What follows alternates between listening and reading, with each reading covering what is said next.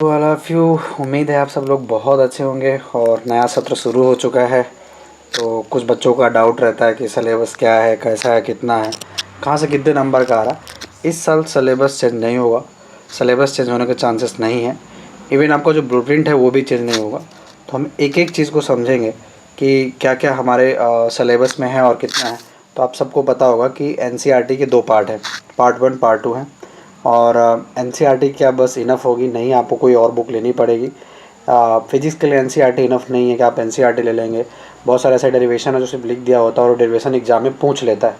तो पहला क्वेश्चन कि क्या एनसीईआरटी इनफ होगी? नहीं, आपको एनसीईआरटी पढ़ना है। तो अगर आप एनसीईआरटी की हेडिंग उठाएंगे और आप डिफिनेशन देखेंगे, पर एनसीईआरटी इनफ है? नहीं। टोटल कितने नंबर का पेपर होगा? 70 मार्क्स का पेपर होगा, थ्योरी मार्क्स होगा। आपका प्रैक्टिकल एग्जाम कितना होगा? 30 नंबर का होगा। और टोटल कितने नंबर का पेपर है?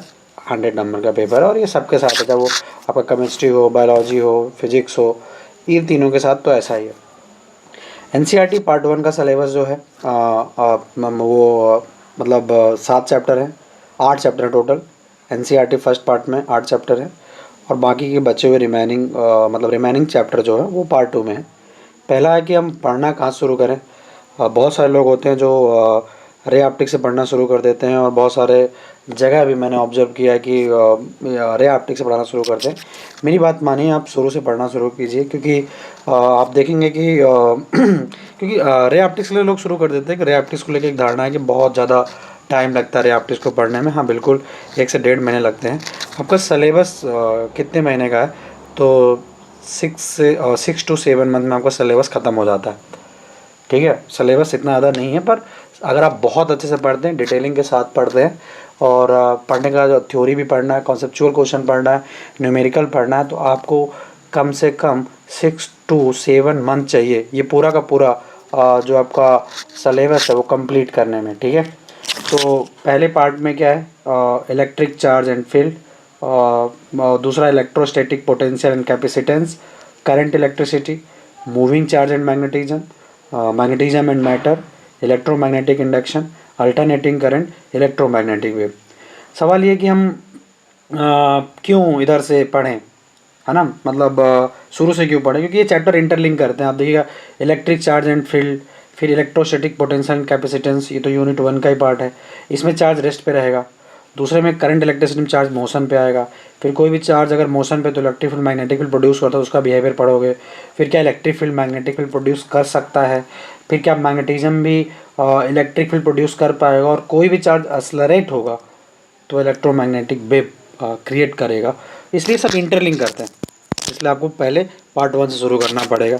ठीक है, फिर इसके बाद क्या है?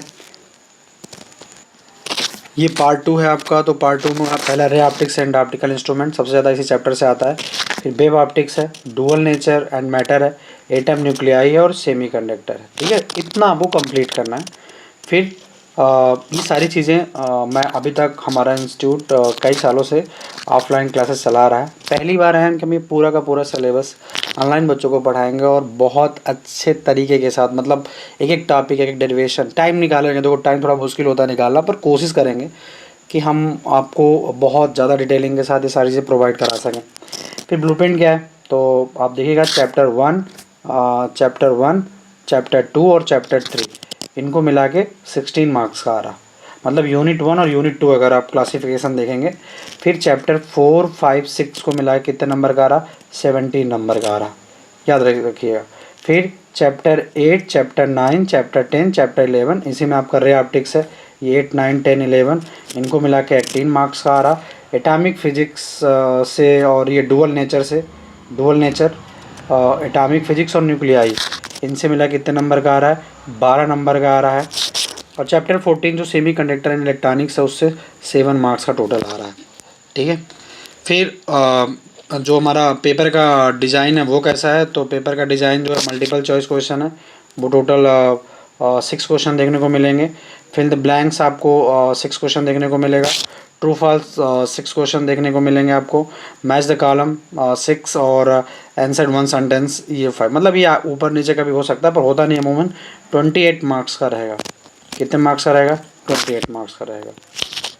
Question number 6 to question number 12 या 2 नंबर के सवाल रहेंगे आपके, 2 मार्क्स के सवाल रहेंगे।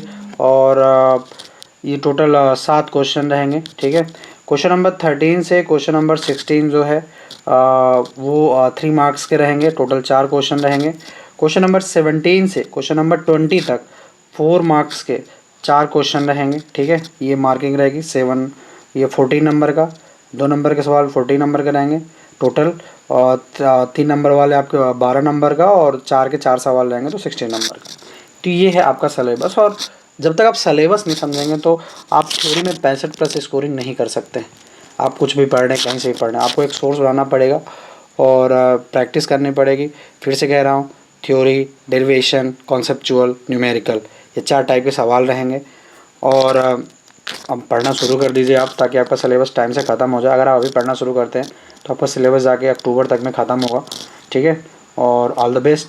और हमारी ओर से आपके लिए एक मैसेज है, ये ज़रूर पढ़िएगा कि 2026-27 बिल्कुल आपका साल है, ठीक है। फोकस रहिए, मतलब कंटिन्यूटी मेंटेन रखिए, 100% दीजिए अपना जितना भी हो सके, क्योंकि आज आपका एफ़र्ट कल आपका भविष्य डिसाइड करता है। हम 9 सालों से लगातार बेहतर रिज़ल्ट दे रहे हैं, और जिस भी एरिया में अपना इंस्टीट्यूट रन करा रहे हैं, अब हम थोड़ा ऑनलाइन आ रहे हैं, तो आपके भी गाइड और सपोर्ट की ज़रूरत पड़ेगी हमें, क्योंकि हमारे लिए बिल्कुल नया है, ठीक है। और कॉन्सेप्ट फोकस करिए, एग्ज़ाम फोकस प्रिपरेशन करिए, और रिज़ल्ट भी आइए। अगर आप ये करेंगे तो रिज़ल्ट अपने आप आएगा। और सभी को एक बार तहे दिल से शुक्रिया, थैंक यू। और पढ़ाई शुरू कर दीजिए, और हम धीरे धीरे एक एक चैप्टर का टॉपिक बाय टॉपिक वीडियो लेके आते रहेंगे। Thank you.